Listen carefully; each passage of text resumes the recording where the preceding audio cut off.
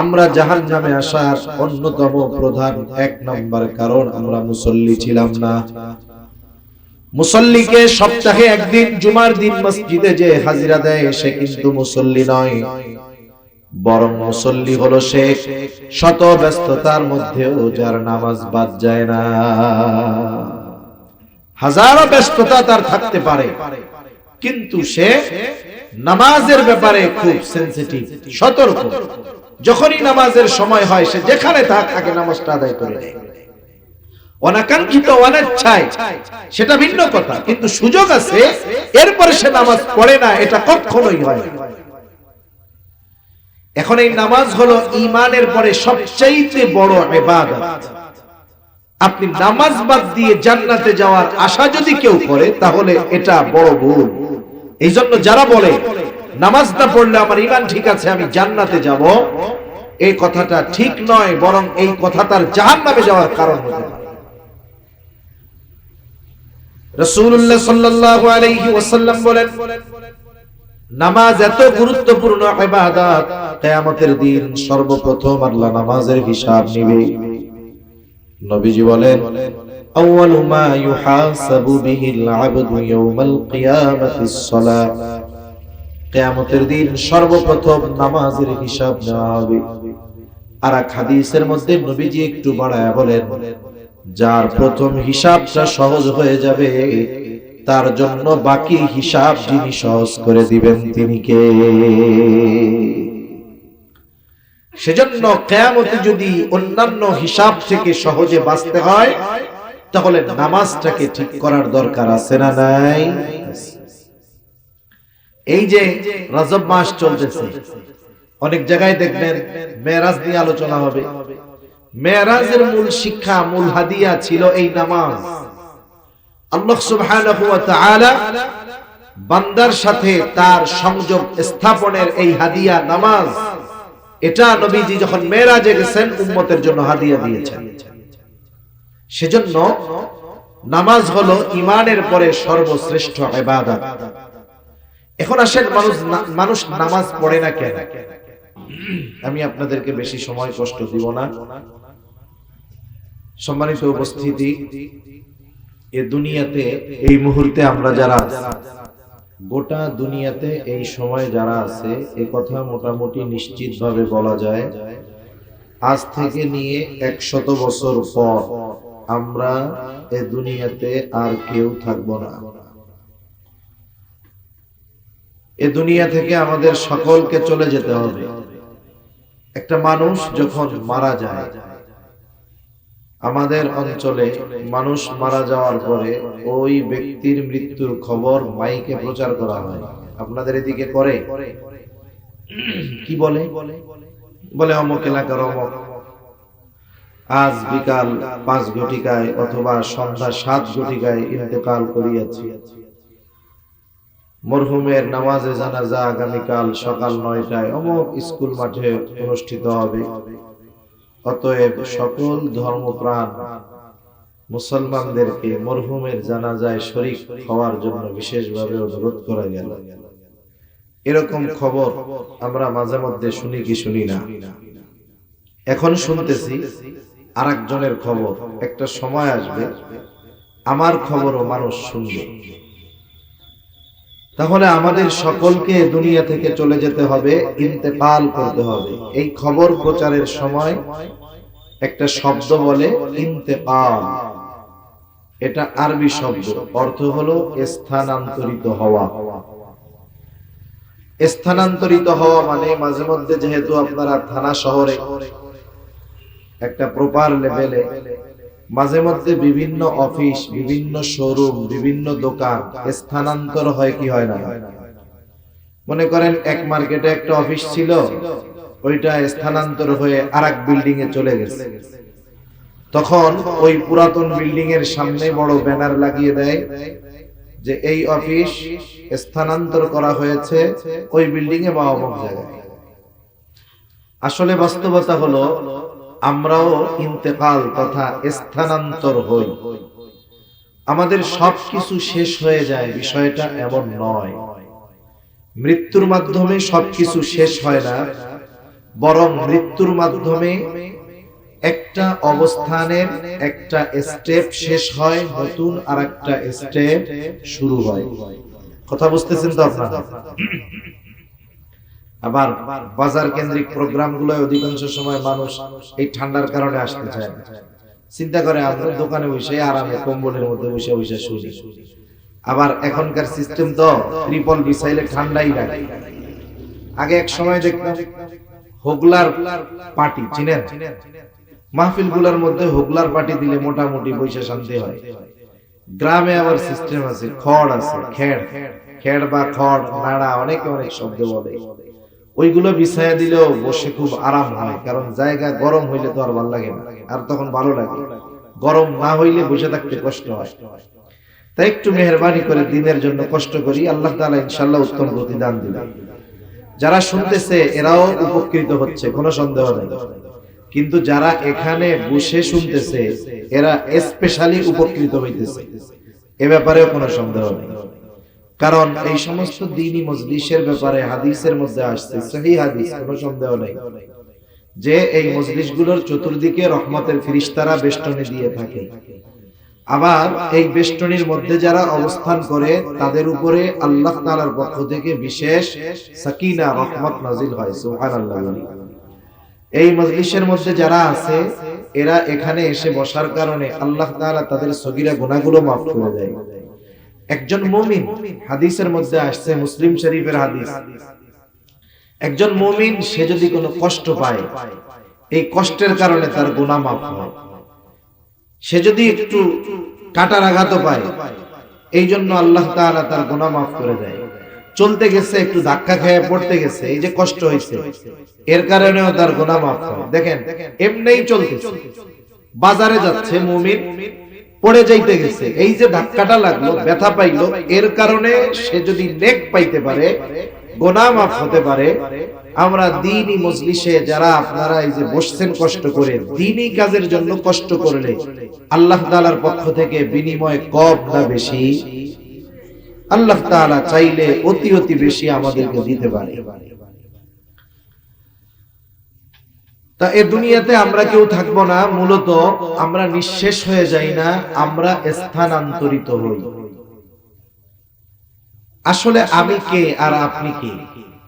আমাদের মূল কি? মানুষ যখন মারা যায় তখন কি বলে? অমুকে ইন্তেকাল করছে, আব্দুর রহিম মারা গেছে, আব্দুর রহিম ইন্তেকাল করছে। আসলে আব্দুর রহিমটা কি? এই স্ট্রাকচার, এই বডিটা কিন্তু আব্দুর রহিম নয়। কারণ যখন মূল আব্দুর রহিমের সত্তা আমার আপনার থেকে বের হয়ে যায়, রূহটা যখন বের হয়ে যায়, তখন এই বডিটার নাম আরবিতে বলে লাশ, মানে লা শাইউন ফি, যার মধ্যে কিছুই নাই। মনে করেন এখানে অনেকে আসছেন, মাহফিল শুনতেছেন, অনেকে হয়তো কর্মজীবী ব্যবসায়ী, সারাদিন ব্যস্ততার পরে মাহফিল শুনতেছে। বাসায় হয়তো তার স্ত্রী অথবা তার কন্যা অথবা তার বোন চিন্তা করছে যে আমার স্বামী অথবা আমার ভাই অথবা আমার আব্বু মাহফিল শুনে এসে যেন তাকে আর বসে থাকতে না হয়, আগের থেকে তার বিছানাটা রেডি করে রাখে। সুন্দর মতো বিছানা ঝেড়ে মুছে পরিষ্কার করে সুন্দর দামি কম্বল টম্বল দিয়ে রেডি করে রাখছে, যাতে আপনি গিয়েই শুয়ে পড়তে পারেন। আপনার জন্য সব প্রস্তুত। আল্লাহ না করুন ওই লোকটা এখান থেকে আর বাসায় যাইতে পারলো না, এখানে এসে মারা গেল। কি বলেন? ওই মা, ওই কন্যা, ওই স্বামী বলবে নাকি যে যেহেতু ওর জন্যই তো বিছানা বানাইছিলাম, লাশ তাতে কি, এই রাতটা বিছানার উপরে কম্বল গায়ে দিয়ে শোয়া রাখে। মা যত মোহাব্বত করুক এই কাজটা করবে না, বাবা যত মোহাব্বত করুক এই কাজটা করবে না, কন্যা যত মোহাব্বত করুক এই কাজটা করবে না, স্ত্রী যতই মোহাব্বত করুক বলবে না আজ রাতটা তার লাশ, বডি, এই বডিটাই তো কত দাম ছিল আমার কাছে, এই চেহারাটা দেখার জন্যই তো আমি কত রাত জেগে থাকতাম, এই মানুষটার এই স্ট্রাকচারটা বাহিরে থাকলে আমি কত টেনশনে থাকতাম, তা আজকে রাতটা বিছানায় থাক। বলেন তো রাখবে নাকি? একটু কথা বলেন, রাখবে? বাস্তবতা এটাই। কেন রাখবে না? হাত আছে, পা আছে, চোখ আছে, কান আছে, সবই তো আছে, কিন্তু যেটা আসল সেটা আমার আপনার থেকে বিচ্ছিন্ন হয়ে গেছে। ওইটা রূহ, কিন্তু ওটাই হলো আমাদের মূল। এই রূহ শুধু বারবার জায়গা চেঞ্জ করে। একটা সময় এই রূহ জায়গা চেঞ্জ করতে করতে এই রূহের অনন্তকালের অবস্থান স্থলে সে চলে যাবে। তবে কোন রূহটার অনন্তকালের বাসস্থান জান্নাত হবে, কোন রূহটার অনন্তকালের বাসস্থান জাহান্নাম হবে, সেটা নির্ভর করে এই দুনিয়ায় রূহ যতদিন ছিল এই দুনিয়ায় অবস্থান কালের কর্মের উপরে নির্ভর করে এই রূহ হয়তো জান্নাতি হবে, না হয় জাহান্নামী। এখন আসেন, ইন্তেকালের মাধ্যমে মানুষ নতুন এক জগতে পদার্পণ করে। শুরুতে আমরা ছিলাম রূহের জগতে। আল্লাহ তাআলা আদম আলাইহিস সালামের পৃষ্ঠদেশ তথা পিঠ থেকে কিয়ামত পর্যন্ত যত মানুষ আসবে, এসেছে, আছে, সব মানুষের রূহ আল্লাহ তাআলা একত্রে বাহির করেছেন। আমরা রূহের জগতে ছিলাম। এরপরে আল্লাহ তাআলা অল্প কিছু কালের জন্য আমাদেরকে আলমে বতন, আলমে রূহ থেকে স্থানান্তর করে আলমে বতন তথা মায়ের পেটের মধ্যে কিছু কাল আল্লাহ তাআলা আমাদের রেখেছেন। এরপরে মায়ের পেট থেকে আমরা যেই জগতে এসেছি এটাকে বলা হয় আলমে দুনিয়া, দুনিয়ার জগৎ। এই দুনিয়ার জগতে আমরা কিছুকাল অবস্থান করলাম। দুনিয়ার জগতে কিছুকাল অবস্থান করার পরে এরপরে আমাদের ঠিকানা হলো আলমে বরজখ তথা কবর জগৎ বা লোকচক্ষুর অন্তরালের এক জগৎ। এই জগৎটাতে আমাদের থাকতে হবে লম্বা কাল। দুনিয়ার জগতে 60 বছর 70 বছর, কিন্তু আলমে বরজখের অবস্থান, যেই মানুষটা এই পৃথিবী থেকে সর্বশেষ ইন্তেকাল করবে, আলমে বরজখের বাসিন্দা হবে, তাকেও কমপক্ষে 40,000 বছর আলমে বরজখে থাকতে হবে। এই ওয়েটিং রুম দীর্ঘ সময়। একটা মানুষ যদি দুনিয়ায় ভালো কাজ করে তাহলে তার আলমে বরজখ শান্তিময় হবে। একটা মানুষ যদি দুনিয়াতে মন্দ কাজ করে, খারাপ কাজ করে, গুনার কাজ করে, তার আলমে বরজখ এই লম্বা সময়টাও তার জন্য বড় কষ্টের হবে। আর এই কষ্টটার পরিমাপ, মাত্রা কতটুকু? জাহান্নামের হিসাব তো অকল্পনীয়, জান্নাতের নেয়ামতের বিষয়টা অকল্পনীয়। কিন্তু যারা আলমে বরজখে কষ্টে থাকবে, এদের কষ্টটা কেমন হবে? যে কষ্টে থাকবে ও মনে করবে এটাই মনে হয় জাহান্নাম, কারণ এর চাইতে কঠিন শাস্তি আর কোনো কিছুই হতে পারে না। আবার যেই লোকটা কবরে তথা আলমে বরজখে শান্তিতে থাকবে, ও মনে করবে এটাই মনে হয় জান্নাত, কারণ এর চাইতে আরামদায়ক, শান্তিদায়ক আর কোনো কিছুই হতে পারে না। কিন্তু ফেরেশতারা তাকে জানাবে যে না, এটা তোমার অনন্তকালের চূড়ান্ত বাসস্থান নয়, আর এটা জান্নাত নয়, বরং আল্লাহ তাআলা এর চাইতে কল্পনাতীত নিয়ামত তোমার জন্য জান্নাতে রেখে দিয়েছেন। নিয়ামতটা কেমন মানুষ কল্পনা করতে পারে না। قال رسول الله صلى الله عليه وسلم قال الله عز وجل أعدت لعبادي الصالحين ما لا عين رأت ولا أذن سمعت ولا خطر على قلب بشر। রাসূলুল্লাহ সাল্লাল্লাহু আলাইহি ওয়াসাল্লাম বলেন, আল্লাহ তাআলা বলেছেন, এটা হলো হাদিসে কুদসি, বলেছেন আল্লাহ, কিন্তু কথাগুলো কোরআনে নাই। নবীজি বলেন, আল্লাহ তাআলা বলেন, আমি আমার নেককার বান্দাদের জন্য এমন জান্নাত প্রস্তুত করে রেখেছি, মা লা আইনুন রাআত, যা দুনিয়ার কোন চোখ দেখে নাই, ওয়ালা উযুনুন সামিআত, ওই নিয়ামতের বাস্তব কথা দুনিয়ার কোনো কান শুনে নাই, ওয়ালা খাতারা আলা কলবি বাশার, ওই নিয়ামতের বাস্তব চিন্তা উপলব্ধি দুনিয়ার কোন মানুষের অন্তর করতে পারে না। অকল্পনীয় নিয়ামত আল্লাহ তাআলা রেখে দিয়েছেন। আবার যার কবরটা কষ্টদায়ক হবে আলমে বরজখ, ও মনে করবে এটাই মনে হয় জাহান্নাম। এই কষ্টের মাঝে আরেকজন শান্তির মাঝে দীর্ঘকাল পার করে ফেলবে। আল্লাহ তাআলা কোরআনুল কারীমের মধ্যে জানায় দেন, সিংহায় ফুৎকারের মাধ্যমে এই দুনিয়ায় মানব সভ্যতার অবসান ঘটবে, ইতি ঘটবে। আল্লাহ তাআলা বলেন, ওয়ানুফিখা ফিস সূরি ফাসাইকা মান ফিস সামাওয়াতি ওয়া মান ফিল আরদ ইল্লা মান শাআল্লাহ সুম্মা নুফিখা ফীহি উখরা ফাইযা হুম কিয়ামুন ইয়ানদুরুন। আল্লাহ তাআলা বলেন, প্রথমবার সিংহায় যখন ফুৎকার দেওয়া হবে, ফাসাইকা মান ফিস সামাওয়াতি ওয়া মান ফিল আরদ, আসমান জমিনের মাঝে যা কিছু আছে আল্লাহ তাআলা যেগুলো চান সেগুলো ছাড়া সব প্রাণী, সব প্রাণ, সব মানুষ ওই আওয়াজে প্রথমে অজ্ঞান হয়ে যাবে। মুফাসসিরিনে কেরাম বলেন, প্রথমে অজ্ঞান হবে, এরপরে তাদের ইন্তেকাল হবে, তথা তারাও মৃত্যুবরণ করবে। এর মাধ্যমে সর্বশেষ মানুষটাও আলমে বরজখের বাসিন্দা হয়ে যাবে। গোটা দুনিয়াতে আর একটা মানুষ অবশিষ্ট থাকবে না। এক সিংহায় ফুৎকারের মাধ্যমে মানব সভ্যতার, মানব জাতির অবসান হলো। দ্বিতীয় আরেকটা সিংহায় ফুৎকারের মাধ্যমে আবার আমাদেরকে পুনরুজ্জীবিত করা হবে। তবে এই দুই সিংহায় ফুৎকারের মাঝে ব্যবধান কত বছরের?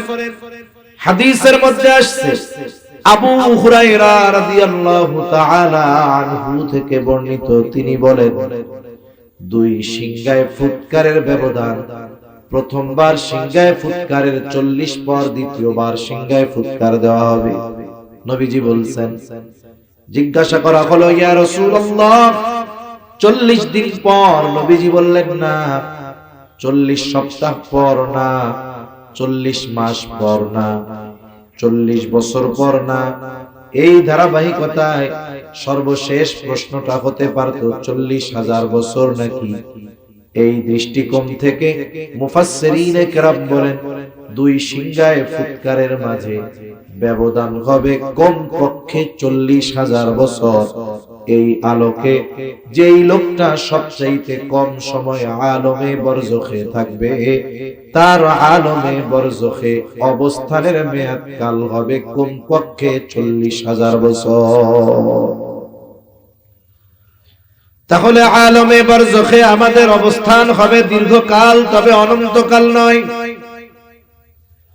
দ্বিতীয়বার সিংহায় ফুৎকারের মাধ্যমে মানুষ আবার পুনরায় পুনরুজ্জীবিত হবে। আল্লাহ তাআলা বলেন, সুম্মা নুফিখা ফীহি উখরা ফাইযা হুম কিয়ামুন ইয়ানদুরুন। আল্লাহ তাআলা বলেন, অতঃপর যখন আবার সিংহায় ফুৎকার দেওয়া হবে, প্রত্যেকে প্রত্যেকের অবস্থান স্থল থেকে উঠে দাঁড়িয়ে যাবে। ফাইযা হুম কিয়ামুন ইয়ানদুরুন, শুধু দাঁড়িয়ে যাবে তা নয়, ডানে বামে তাকায় দেখতে থাকবে কি হচ্ছে এগুলা। সূরা জিলজালের মধ্যে আল্লাহ তাআলা বলেন, ইযা জুলজিলাতিল আরদু জিলজালাহা ওয়া আখরাজাতিল আরদু আথকালাহা ওয়া ক্বালাল ইনসানু মা লাহা। যখন পৃথিবী প্রচন্ড বেগে প্রকম্পিত হবে, তখন কি হবে? ওয়া আখরাজাতিল আরদু আথকালাহা, জমিনের মধ্যে যত ভারী জিনিস ছিল সে সবগুলোকে উগরিয়ে দিয়ে বের করে দিবে। ভারী জিনিসগুলো কি হতে পারে? মুফাসসিরিন ইকরাম বলেন হয়তো মানুষের দেহ অথবা মাটির তলে যত খনিজ পদার্থ আছে, স্বর্ণ আছে আর অনেক কিছু আছে, এগুলো উগরিয়ে দিবে।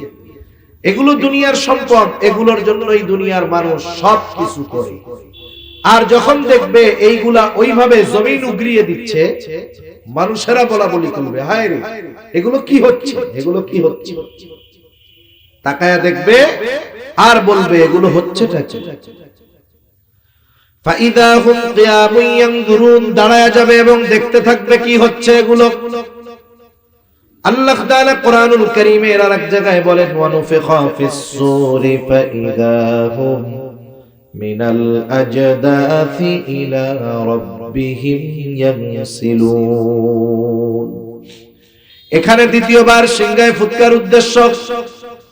দ্বিতীয়বার সিংহায় ফুৎকার দেওয়ার পরে কি হবে? ফাইদা হুম মিনাল আজদাসি ইলা রাব্বিহিম ইয়ানসিলুন, প্রত্যেকে তার অবস্থান স্থল থেকে উঠে যাবে।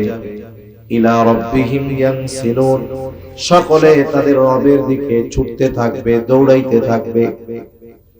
যার কবরে আযাব ছিল তথা আলমে বারযাখে যে শাস্তিতে ছিল, যেটাকে সে জাহান্নাম মনে করেছিল, ওই ব্যক্তিও দ্বিতীয়বার সিংহায় ফুৎকার দেওয়ার পর যখন হাসরের ময়দানে উঠবে, কিছুই হয় নাই, শুধু উঠবার পর হাসরের ময়দানের থমথমে ভাব দেখে ওই লোকটা তার আলমে বরজখে আযাবের কথা মুহূর্তের মধ্যে ভুলে যাবে। তার কবরে যে আযাব ছিল, হাসরের ময়দানে শুধু উঠছে, কিছুই হয় নাই, আবহাওয়া দেখাই সব ভুলে গেছে। মাঝে মধ্যে এই বৈশাখ মাস যখন আসবে, বৈশাখ মাসে আমরা মাঝে মধ্যে কি দেখি? হঠাৎ করে ভর দুপুরে চতুর্দিকে এমন কালো মেঘ হয়ে যায়, কেমন যেন মনে হয় সন্ধ্যা নেমে গেছে। এই ধরনের দৃশ্য, একটা থমথমে ভাব, গোটা দুনিয়া কেমন যেন নিস্তব্ধ নীরব, অটোমেটিকলি কিছুই হয় নাই, কিন্তু হইছে শুধু ওইটা, আবহাওয়ার একটু পরিবর্তন। কিন্তু ওই দৃশ্যটা যখন আমরা দেখি, একেবারে গগনে অন্ধ নিমেষ কালো অন্ধকার মেঘ যখন দেখি, তখন অন্তরের মধ্যে স্বাভাবিক নিজের অজান্তে অজানা এক আশঙ্কা, ভয়, ভীতি অন্তরের মধ্যে জাগ্রত হয় কি হয় না? কিয়ামতের ময়দানের ওই অবস্থা, কিছুই হয় নাই, শুধু ভাব দেখেই তাদের অবস্থা খারাপ। তারা কি বলবে? যাদের কবরে আযাব ছিল তারা বলবে, ক্বালু ইয়া ওয়াইলানা মান বাআসানা মিন মারকাদিনা হাযা মা ওয়া'আদার রাহমানু ওয়া সাদাকাল মুরসালুন। ওই মানুষেরা বলবে, কে আমাদেরকে আমাদের অবস্থান স্থল থেকে উঠায় দিল, কে আমাদেরকে জাগায়া দিল? ওই আবহাওয়া দেখা কবরের আযাব ভুলে যাবে, মনে করবে কবরে মনে হয় তারা ঘুমিয়েছিল, আরামে ছিল। এই জন্য বলবে মান বাআসানা, কে আমাদেরকে জাগায়া দিল? মুমিনরা অথবা ফেরেশতারা তাদের এই কথার জবাবে বলবে, হাযা মা ওয়া'দার রহমান, এটা হলো রহমানের সেই প্রতিশ্রুত দিবস, যেই দিবসের ওয়াদা তিনি দিয়েছিলেন। শুধু তাই না, ওয়াসাদাকাল মুরসালুন, প্রত্যেকটা নবী রাসূল ওই দিবসের সত্যায়ন করেছিলেন। প্রত্যেকটা নবী রাসূল তার উম্মতের কাছে ওই দিবসের কথা বলেছিলেন। এটাই হলো সেই দিবস। এই দিবসের এক নাম হলো ইয়াউমুল কিয়ামাহ। এটাই হলো সেই দিবস যেই দিবসের এক নাম হলো ইয়াউমুল জাযা। এটাই হলো সেই দিবস যেই দিবসের এক নাম হলো ইয়াউমুল হাসর। ওই দিবসের অন্য কোন দুনিয়ার কোন রাজার রাজত্ব চলবে না, কোন প্রেসিডেন্টের প্রেসিডেন্টগিরি চলবে না, ওখানে কোন দুনিয়ার সুপার পাওয়ার থাকবে না।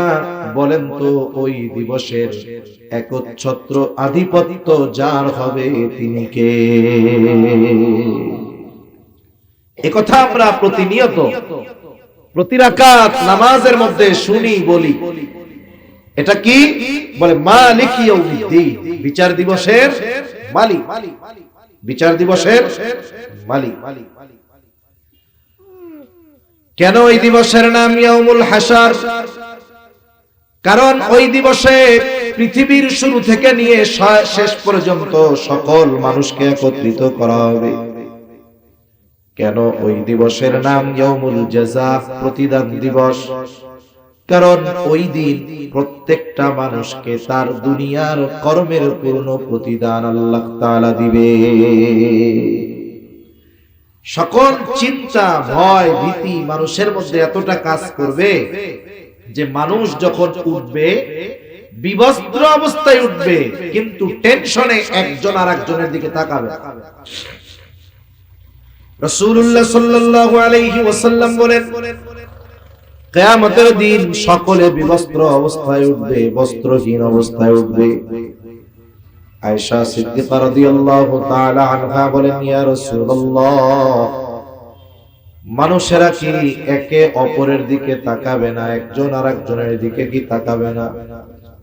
নবীজি বলেন, আয়েশা, মানুষ এতটা ভীত চিন্তিত থাকবে যে একজন আরেকজনের দিকে তাকানোর বিষয়টা কল্পনাও করবে না।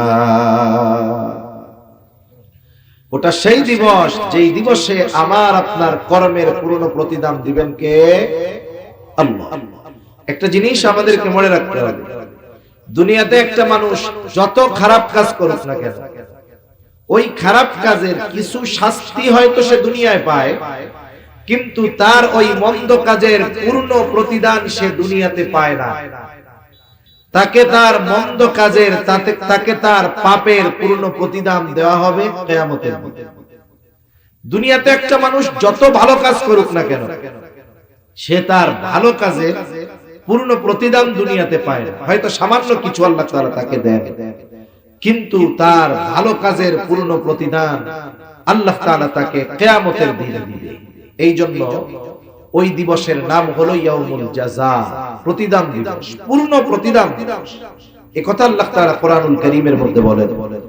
আল্লাহ তাআলা বলেন, ওয়া ইন্নামা তুওয়াফাউনা উজুরাকুম ইয়াউমাল কিয়ামাহ ফামান যুহজিহা আনিন নার ওয়া উদখিলাল জান্নাতা ফাকাদ ফাজ। আল্লাহ তাআলা বলেন, ওয়া ইন্নামা তুওয়াফাউনা উজুরাকুম ইয়াউমাল কিয়ামাহ, কিয়ামতের দিন তোমাদেরকে তোমাদের দুনিয়ার কর্মের পূর্ণ প্রতিদান দেওয়া হবে। শুনে রাখো, ফামান যুহজিহা আনিন নার, ওই দিন যাকে আগুন থেকে বাঁচানো হবে তথা জাহান্নাম থেকে বাঁচানো হবে। ওয়া উদখিলাল জান্নাতা ফাকাদ ফাজ, আর যাকে জান্নাতে প্রবেশ করানো হবে, আল্লাহ তাআলা বলেন জাহান্নাম থেকে বাঁচানো হবে, জান্নাতে প্রবেশ করানো হবে, ফাকাদ ফাজ, ওই লোকটাই আসল সফল হয়ে যাবে। তাহলে দুনিয়ার কর্ম, পদ, পদবী, ক্ষমতা, এগুলার সাথে বাস্তবিক সফলতার ন্যূনতম কোনো সম্পর্ক না। একজন মানুষ দুনিয়ার সবচেয়ে বড় অর্থের মালিক হয়ে গেল, সবচেয়ে বড় ধনী হয়ে গেল, তার এই সফলতার মেয়াদ কতটুকু? চোখ বুজার আগ পর্যন্ত। চোখ বুঝছে তো এই সফলতা, এরপরে একটুও তার কোনো কাজে আসবে। এ দুনিয়ার, পুরা দুনিয়ার বাদশাহী পেয়ে গেল, একটা দেশের না, গোটা ওয়ার্ল্ডের পাওয়ার তার হাতে চলে আসছে, ক্ষমতা চলে আসছে। এই লোকটা এই ক্ষমতা কতটুকু সফল? চোখ বন্ধ হবে তো সব শেষ, ঠিক কিনা বলেন? কিন্তু অনন্তকালের সফল যে, তার সফলতার শুরু আছে কিন্তু শেষ নাই। অনন্তকালে ব্যর্থ যে, তার ব্যর্থতার শুরু আছে, শেষ নাই। বরং দুনিয়াতে মানুষ ব্যর্থ হওয়ার পরেও আবার পুনরায় সফলতার জন্য উঠে দাঁড়াতে পারে। অনেক সময় বলে না, ফেইলার ইজ দা, কি জানি ইংরেজি একটা আছে না, পিলার অফ সাকসেস। হ্যাঁ, এখন এই যে ব্যর্থতাই সফলতার ভিত করে দেয়, এটা দুনিয়াতে সম্ভব, কিন্তু আখিরাতে যে একবার ব্যর্থ হবে সে আর সফলতার কল্পনাও করতে পারবে না, ঠিক কিনা বলি? সেজন্য আমাদেরকে মূলত দুনিয়াতে যা হয় হোক, আখিরাতে সফল হওয়ার কর্মগুলো দুনিয়াতে করতে হবে। কারণ দুনিয়ার কর্মের উপরেই আখিরাতের সফলতা ব্যর্থতা নির্ভর করতেছে। আপনি দুনিয়া করেন, লিগ্যাল ওয়েতে করেন, কোনো সমস্যা নাই। আপনি ব্যবসা করেন, ভালো কাজ, লিগ্যাল ওয়েতে করেন, নীতি নৈতিকতা, সত্যবাদিতা, আমানতদারিতা ঠিক রেখে করে, কোনো অসুবিধা নেই। বরং আপনি মানুষের কল্যাণে যদি চিন্তা করেন যে সকলে ভেজাল খাওয়ায়, আমি মানুষকে পিওরটা খাওয়াবো, এটা ইবাদত হবে, বিজনেস হবে, সাথে সাথে আপনার প্রফিট হবে, লাভ হবে, ঠিক কিনা? কিন্তু আপনি যদি চিন্তা করেন এই বিজনেসটা হলো শুধু আমার কামানোর রাস্তা, তাহলে এই বিজনেস আপনাকে জাহান্নাম পর্যন্ত নিয়ে যাবে। আপনি সমাজে সম্ভ্রান্ত সম্মানিত মানুষ হয়েছেন, পাওয়ার পেয়েছেন, বড় চাকরি পেয়েছেন, আপনি আপনার এই ক্ষমতাটাকে ভালো কাজে লাগান। আপনি যদি এটাকে নিজের আখের গোছানোর চিন্তা করেন যে আমার সম্পদের পাহাড় গড়ার একটা সুযোগ হলো, দুর্বলের উপরে জুলুম করার সুযোগ হলো, তাহলে ওই পাওয়ার, ওই ক্ষমতা আপনাকে জাহান্নাম পর্যন্ত পৌঁছায়া দিবে, এ ব্যাপারে কোনো সন্দেহ নাই। সেজন্য এই দুনিয়াতেই আমাদেরকে অনন্তকালের সফলতার বীজ বপন করতে হবে। ওই দিন আল্লাহ তাআলা প্রতিদান দিবেন। কিয়ামতের ময়দানে কয়েকটা টাইম, কয়েকটা মুহূর্ত হবে যেই সময়ে মানুষেরা সকলে চিন্তিত থাকবে, ভীত থাকবে, একেবারে ঠান্ডাড হয়ে যাবে। কি হবে এরপর? যেমন যখন পরীক্ষার ফলাফল ঘোষণার একেবারে চূড়ান্ত মুহূর্ত হয়, যে স্টুডেন্ট সে কতটা টেনশনে থাকে সে সেটা বুঝতে পারবে, কারণ সে জানে এখনই যেটা প্রকাশিত হবে এটাই আমার সফলতার খবর, এখনই যেটা প্রকাশিত হবে এটাই হয়তোবা হতে পারে আমার ব্যর্থতার খবর, ঠিক কিনা বলেন? দুনিয়ার ফলাফল প্রকাশের আগে কত টেনশন, যেই ফলাফল খারাপ হলেও নেক্সটে ভালো করার সুযোগ থাকে, কিন্তু আখিরাতের ময়দানে যখন ফলাফল খারাপের ঘোষণা আসবে, এটাকে রিকভারি করার কোনো সুযোগ মানুষের জন্য আর থাকবে। যেই সময়গুলোতে মানুষ সবচেয়ে চিন্তিত, ভীত থাকবে, এর মধ্যে অন্যতম একটি টাইম হলো যখন মানুষকে আমলনামা দেওয়ার খবর জানানো, যে এখন তোমাদের সবার আমলনামা দেওয়া হবে, মুমিন হোক আর কাফের হোক, সকলকে সকলের দুনিয়ার আমলনামা, আমলের খবর ফাইল আকারে পৌঁছায়া দেওয়ার ভাবে এরা আনন্দে বলবে, ফায়াকুলু হা উমকরাউ কিতাবিয়া, তারা আনন্দে বলবে এই তো আমার কিতাব, এই তো আমার আমলনামা, তোমরা পড়ে দেখো আমার কিতাব, আমার আমলনামা। আনন্দে সে মানুষদেরকে ডান হাতে আমলনামা পাওয়ার কারণটাও বলবে। সে বলবে আমি ডান হাতে কেন আমলনামা পাইছি জানো? কারণ আমি এই ব্যাপারে দৃঢ় ধারণা রাখতাম যে আমাকে আমার কর্মের হিসাবের মুখোমুখি হওয়া লাগবে। ইন্নী যানানতু আন্নী মুলাকিন হিসাবিয়া, যে আমি এই ব্যাপারে দৃঢ় বিশ্বাস রাখতাম, ধারণা রাখতাম যে আমাকে আমার কর্মের হিসাবের মুখোমুখি হওয়া লাগবে। এটা দুনিয়ার আদালতে নয়, বরং দুনিয়ায় তো আইনের ফাঁক ফোকর দিয়ে বের হওয়ার হাজারো রাস্তা। আইন যদি একটা থাকে, ওই আইন থেকে বের হওয়ার 100 রাস্তা পাওয়া যায়। এজন্যই তো জাগতিক জগতে যত আইন হোক না কেন, কোন অপরাধ অন্যায় পরিপূর্ণভাবে নির্মূল করা সম্ভব হয় না, ঠিক কিনা বলেন? বরং দিন যায়, প্রসেস তো এমন হয় যে ভবিষ্যতে যেন আরো অন্যায় বেশি হয়, ভবিষ্যতে যেন অপরাধ বেশি হয়, এরকম প্রসেস আরো করা হয়। এই জন্য এই লোকটা বলবে যে আমি ডান হাতে আমলনামা পাওয়ার কারণ হলো আমার দুনিয়ার কর্মের হিসাব কিয়ামতের দিন দেওয়া লাগবে। আল্লাহর সামনে আমার দুনিয়ার কর্মের হিসাবের মুখোমুখি হওয়া লাগবে। এই জন্য এই চিন্তার কারণে আমি দুনিয়ায় ভালো কাজ করেছিলাম, যার কারণে আজকে আমি ডান হাতে আমলনামা পেয়ে গেছি। আরেক দল বাম হাতে পাবে, বাম হাতে যারা পাবে, বাম হাতটাকে বুক চিরে পিঠের দিকে, পেছন দিকে নেওয়া হবে, এরপরে বাম হাতের মধ্যে আমলনামা দেওয়া হবে। এরা বাম হাতে আমলনামা পায়া বলতে থাকবে ওয়া আম্মা মান উতিয়া কিতাবাহু বিশিমালি ফায়াকুলু ইয়া লাইতানি লাম উতা কিতাবিয়া ওয়া লাম আদরি মা হিসাবিয়া ইয়া লাইতাহা কানাতিল কাদিয়া মা আগনা আন্নি মালিয়া।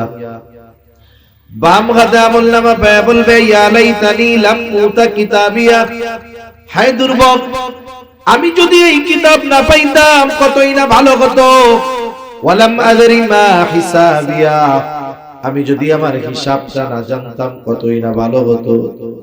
ইয়া লাইতাহা কানাতিল কাদিয়া, এই যে প্রথমবার যখন মৃত্যু হবে, আমার আপনারও হবে, ওই মৃত্যুর ব্যাপারে সে বলবে ওই মৃত্যুটাই যদি আমার জন্য চূড়ান্ত মৃত্যু হতো কতই না ভালো হতো। মা আগনা আন্নি মালিয়া, এত সম্পদ দুনিয়ায় ছিল, এই সম্পদ আমার কোনো কাজেই আসলো না। যত আফসোস করুক তার কিছুই করার আর থাকবে না। বাম হাতে আমলনামা যে পাবে সে জাহান্নামী, ডান হাতে আমলনামা পাবে সে জান্নাতি। ডান হাতে যারা আমলনামা পাবে এদের মধ্যে কিছু মানুষ পাপ করলে হয়তো তাদেরকে শাস্তি দিয়ে আল্লাহ আবার জান্নাতে দিবে, অথবা আল্লাহ তাআলা যদি চান তাকে মাফ করে জান্নাতে দিয়ে দিবে। ডান হাতে আমলনামা পাওয়া ব্যক্তি সে জান্নাতে যাবেই, হয়তো বিনা হিসাবে অথবা পাপের কারণে কিছু শাস্তি ভোগ করে। এখন জান্নাতি জান্নাতে, জান্নাতে জান্নাতি জান্নাতে যাওয়ার আগ পর্যন্ত কাউকে চিনবে না, কিন্তু জান্নাতে যাওয়ার পরে সে কাউকে ভুলবে না। দুনিয়ায় তার যার সাথে একবার দেখা হয়েছে, জান্নাতি জান্নাতে গিয়ে ওই ব্যক্তিটাকেও খুঁজতে থাকবে। অথচ হাসরের ময়দানের অবস্থা এরকম যেখানে মা তার সন্তানকে পরিচয় দিবে না, চিনতে চাইবে, বাবা তার ছেলেকে চিনবে না, স্বামী স্ত্রীকে, স্ত্রী স্বামীকে চিনবে না, এমন এক অবস্থা। কিন্তু জান্নাতে গিয়ে কেউ কাউকে ভুলবে না। আল্লাহ রাব্বুল আলামিন কিয়ামতের ময়দানের সেই চিত্র আমাদের সামনে তুলে ধরেন। আল্লাহ তাআলা বলেন ইয়াউমা ইয়াফিরুল মারউ মিন আখিহি ওয়া উম্মিহি ওয়া আবিহি ওয়া সাহিবাতিহি ওয়া বানিহি লিকুল্লি ইমরিইম মিনহুম ইয়াউমাইযিন শা'নুন ইউগনিহি। আল্লাহ তাআলা বলেন কিয়ামতের দিন ভাই ভাইয়ের থেকে পলায়ন করবে, ওয়া উম্মিহি ওয়া আবিহি, পিতা মাতার থেকে পলায়ন করবে, ওয়া সাহিবাতিহি ওয়া বানিহি, স্ত্রী সন্তানদের থেকে পলায়ন করবে। প্রত্যেকটা মানুষ নিজের চিন্তায় বিভোর থাকবে, নিজের চিন্তায় চিন্তিত থাকবে। এই জন্য মা সন্তানকে চিনবে না, সন্তানও মাকে চিনবে না। বরং ওই দিন মানুষেরা এমনও দরখাস্ত আল্লাহ তাআলার কাছে করবে, বলবে আল্লাহ সারা দুনিয়ার মানুষকে জাহান্নামে দিয়ে হলেও আপনি আমাকে মাফ করে জান্নাত দিয়ে দেন। সারা দুনিয়ার সব মানুষের জাহান্নামে দেন, এরপরেও আপনি এর বদৌলতে আমারে জান্নাত দিন। তাহলে কেমন অবস্থা ওই জায়গায়? সব কথা তো আর কথা দিয়ে বোঝানো যায় না। কিছু জিনিস আছে যেটা প্র্যাকটিক্যালি উপলব্ধি করতে হয়, এটা বলে কখনো ওই বিষয়টা বোঝানো যায় না। ফলের স্বাদ ওয়াজ করে বোঝানো যাবে না। 15 ঘন্টা যদি কেউ ওয়াজ করে স্বাদ বুঝাইতে পারবে, কিন্তু কিনা যদি খাওয়ায় দেয় এমনিই। এখন আমরা বলতে পারতেছি, কিন্তু ওই মুহূর্তটা যে কত কঠিন এটা চিন্তা করার মতো, ধারণ করার মতো জ্ঞান, ব্রেন আল্লাহ তাআলা আমাকে আপনাকে দেয় না। কিন্তু সতর্ক হওয়ার দরকার। এখন আল্লাহ তাআলা বলেন বাম হাতে যে আমলনামা পাইলো তার খারাপ কর্মের কারণে যেহেতু পাইছে, বাম হাতে আমলনামা যে পেল তার ঠিকানা হলো জাহান্নাম। তার ঠিকানা কোথায় বলেন? জাহান্নাম। দুনিয়াতে কোনো মানুষ জাহান্নামে যাইতে চায় না যদি শুধু সে নাস্তিক না হয়। যে নাস্তিক সে তো পরকাল অবিশ্বাস করে, কিন্তু যারা আস্তিক, যারা পরকাল মানে, মোটামুটি পৃথিবীর যত ধর্ম আছে সব ধর্মের মানুষ জান্নাত আর দোজখ এটা মোটামুটি ওই ধর্মের ভাষায় হইলেও মানে। হিন্দুদের যেমন স্বর্গ নরক, এরকম প্রত্যেক ধর্মই মানে। প্রত্যেক ধর্মের প্রত্যেকটা মানুষ জান্নাতে যেতে চায়, কেউ জাহান্নামে যেতে চায় না। আপনাদের মধ্যে দুই একজন আছেন নাকি? না হুজুর, সবাই এক দলে যাবে কেন, আমি স্বতন্ত্র হই, জাহান্নামে যাই। হ্যাঁ, স্বতন্ত্র স্বতন্ত্র খেলা সব জায়গাতে চলবে না। কেউ দুনিয়াতে জাহান্নামে যাইতে চায় না। বেনামাজিও জাহান্নামে যাইতে চায় না। সারা জীবন আল্লাহর নাফরমানি করছে, ওকেও জিজ্ঞাসা করবেন, ও জাহান্নামে যাইতে চায় না। বরং বেনামাজি নাফরমান নামাজির আগে জান্নাতে যাইতে চায়। এই জন্য সমাজে কিছু মানুষ আছে দেখবেন এরকমও কয়, আরে নামাজ না পড়লে কি হয়, নামাজির চাইতে আমার ঈমান ঠিক আছে। এই জন্য ঈমান বেশি থাকার কারণে ও নামাজ পড়াও ঈমান কম, এই জন্য আমার ঈমান বেশি, এই জন্য ওই নামাজির চাইতে আমি আগে জান্নাতে চলে যাব। এরকম বলেন না লোক? আপনাদের এলাকায় তো নাই? আছে এরকম বলা লোক? সব জায়গায় আছে। এখন আল্লাহ তাআলা জানায় দিলেন, কুল্লু নাফসিম বিমা কাসাবাত রাহিনা ইল্লা আসহাবাল ইয়ামিন।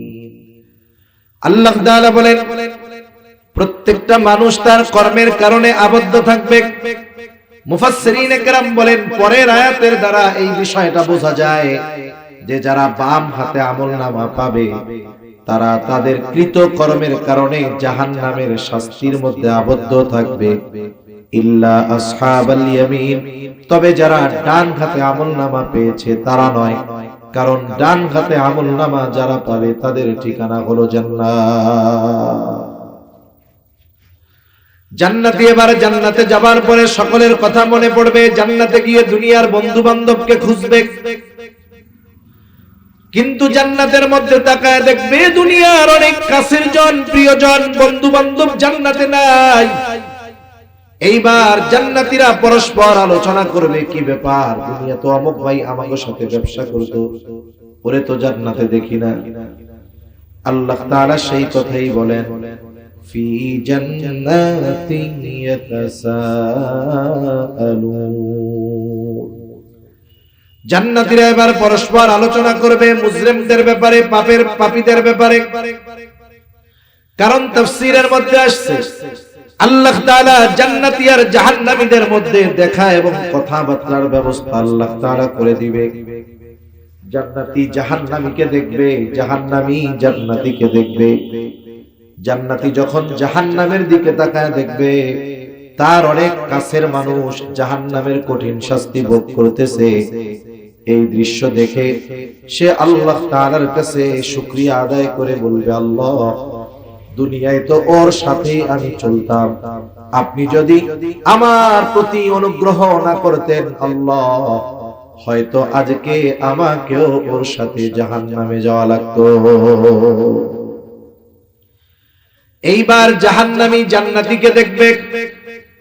জাহান্নামী জান্নাতীকে দেখবার পর এমনিই তো জাহান্নামের কঠিন আযাব, এইবার দেখার পর ওর মধ্যে আফসোস বেড়ে যাবে। আহারে, দুনিয়ায় যদি আমি ওর সাথে থাকতাম, সব সময় যদি ওর কথাগুলো মেনে চলতাম, তাইলে আমিও আজকে ওর সাথে জান্নাতের মধ্যে থাকতে পারতাম।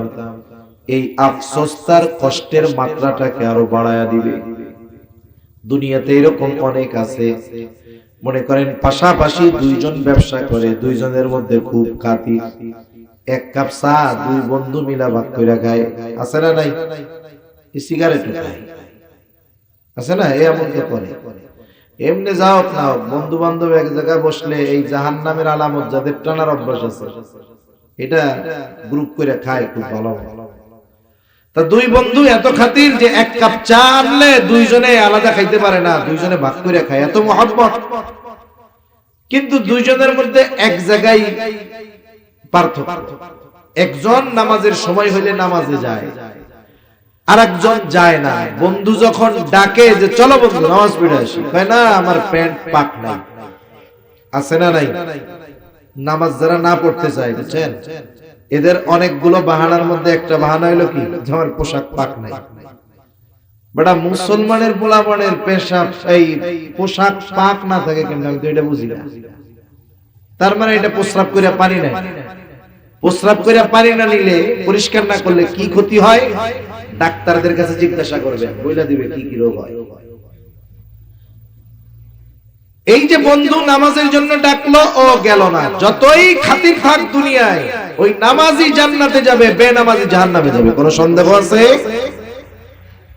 এইবার আফসোসটা কি করবে? ওই আফসোস, আরে ওই দিন যদি বন্ধুর ডাকে নামাজে যাইতাম, গুনার থেকে বাঁচতাম, সব সময় তো একসাথেই থাকতাম, ওই মুহূর্তগুলো যদি ওর সাথে কাটাইতাম, তাইলে আজকে আমিও ওর সাথে জান্নাতে থাকতে পারতাম। এই যে আফসোস, এটা তার কষ্টটাকে আরো বাড়ায়। এখন বলতে পারেন এটা আবার কেমনে বাড়ে? আফসোসে কষ্ট কেমনে বাড়ে? একটা উদাহরণ দিলে বুঝতে সহজ। মনে করেন আপনি এক জায়গায় গেছেন, কক্সবাজারে গেছেন। এখন কক্সবাজারে যারা টুরিস্ট আছে সবাই তো আর ভালো না, কিছু আসে তো বেয়াদব, আসে না এরকম দুষ্টু প্রকৃতির লোক। এক গ্রুপ আসছে ওখানে, আপনার সাথে তাদের একটু কথা কাটাকাটি হয়েছে, ওরা সংখ্যায় বেশি, পাওয়ার দেখাইতেছে বেশি। মনে করেন আনফরচুনেটলি আপনাকে একটা বকা দিয়ে, স্বাভাবিক কেউ যদি বকা দেয় এতে একটু খারাপ লাগাটাই স্বাভাবিক, ঠিক কিনা বলেন? আপনাকে আমাকে কেউ বকা যদি দেয়, অপরিচিত কেউ দেয়, এই কষ্টটা সাময়িক সময়ের জন্য থাকবে, দেখবেন 1-2 ঘন্টা পরে এটা স্বাভাবিক হয়ে যাবে, আপনি এটা গোনায় ধরে বলেন। তো ওই বকাটাই, যেই বকাটা ওই অপরিচিত লোকটা আপনাকে দিয়েছিল, ওইটা যদি আপনাকে আপনার পরিচিত একজন দেয়, ওই বকাটা, অপরিচিত লোক ওই বকা দিলে যেই কষ্ট পেয়েছেন, পরিচিত লোক যদি দেয় কষ্ট বেশি লাগবে না কম লাগবে? এভাবে করে স্টেপ বাই স্টেপ যাওয়ার পরে ওই বকাটা যদি আপনার সন্তান আপনাকে দেয়, বলেন তো এই বকাটা বিষাক্ত তীর হয়ে কলিজায় আঘাত করবে, ঠিক কিনা বলেন? শব্দ এক, কিন্তু শুধুমাত্র জবানের পরিবর্তনের কারণে কষ্টের কতটা পরিবর্তন হয়। এই জন্য মানুষের আফসোস অনেক সময় তাকে পীড়া দেয়, কষ্ট দেয়, এই কষ্টের কারণে অশান্তি আসে। ওই জাহান্নামীও ওই যে আফসোস করবে, গেছিলাম না কেন, যদি যাইতাম ওই কষ্ট পাইতাম। এই আফসোস তার কষ্টের অনুভবকে আরো বাড়ায়। দুজনের মধ্যে দেখা হয়ে গেল, এবার কথোপকথনের ব্যবস্থা করে দিবেন আল্লাহ। আল্লাহ রাব্বুল আলামিন বলেন, জান্নাতীরা পরস্পরকে জিজ্ঞাসা করবে, মুসলিমদের কাছে জানতে চাইবে, ফি জান্নাতিন ইয়াতাসাআলুনা আনিল মুজরিমিন। জান্নাতীরা পরস্পর মুসলিমদেরকে জিজ্ঞাসা করবে তথা জাহান্নামীদেরকে জিজ্ঞাসা করবে, মা সালাকাকুম ফি সাকার, কোন কারণে তোমরা সাকারের অধিবাসী হইলা তথা জাহান্নামী হইলা, কেন তোমরা জাহান্নামে গেলা? এইবার জাহান্নামীরা তাদের জাহান্নামে যাওয়ার কারণগুলো কি কি বলবে। এই কয়েকটা কারণ আপনাদের খেদমতে বলে আমি আলোচনা শেষ করে দিব। তবে একটা বিষয় অনুরোধ থাকবে আপনাদের কাছে, ওই জাহান্নামে যাওয়ার কারণগুলো যদি এইখানের কারো মধ্যে থাকে, অবশ্যই অবশ্যই ওই কারণটাকে বের করে ফেলবো ইনশাআল্লাহ। নাকি রাইখা দিব? রাখবেন? আপনি ডাক্তারের কাছে গেছেন, ডাক্তার টেস্ট কইরা বলল যে আপনার শরীরের মধ্যে এই জায়গায় যে কোনো একটা টিউমার হইছে, এটা কিন্তু যদি বড় হয় পরে এটার থেকে কিন্তু ক্যান্সার হইতে পারে, এখন কিন্তু ছোট আছে। আপনি কি বলবেন ডাক্তার থাক যা হয় হয়, এটা বলবেন? নাকি টাকা খরচ কইরা অপারেশন করে টিউমারটা বের করে ফেলবেন? কি করবেন? বের করে ফেলবেন। আপনাকে যখন ডাক্তার জানাইলো যে এইটা আছে, ক্ষতিটা এই হতে পারে, তখন আপনি ক্ষতির চিন্তা করে ওই জিনিসটা আর দেহের মধ্যে রাখবেন না, বরং কেটে ফেলবেন। আপনার ক্যান্সারের জীবাণু হইছে আঙ্গুলে, ডাক্তার যদি বলে 1 ইঞ্চি কাটতে হবে, তাইলে আশা করা যায় আর জীবাণু থাকবে না। আপনি বলবেন কি যে পুরো আঙ্গুল কেটে ফেলেন, তাও যেন ক্যান্সারের জীবাণু না থাকে। অথচ আফসোস, আমরা ওয়াজ মাহফিলে শুনি ওলামায়ে কেরাম বলেন, মসজিদের মধ্যে ইমাম সাহেব খতিব সাহেব আমাদেরকে দিক নির্দেশনা দেন যে আপনি এটা করেন জান্নাতে যেতে পারবেন, এটা করেন আপনি জাহান্নাম থেকে বাঁচতে পারবেন। আমরা শুধু কথাগুলো শুনি কিন্তু আমলে নেই না, প্র্যাকটিক্যাল লাইফে ওটাকে আমি সেটআপ করি না। এটা কিন্তু ঠিক না। আপনিও হয়তো তাহলে পস্তাবেন ওই দিন, যেই দিন করার কিছু থাকবে না।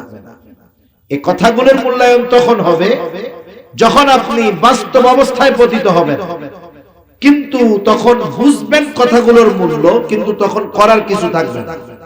এজন্য ওই সময়টা আসার আগে আমাদেরকে প্রত্যেককে নিজেকে নিজে শুধরে নিতে হবে ইনশাআল্লাহ।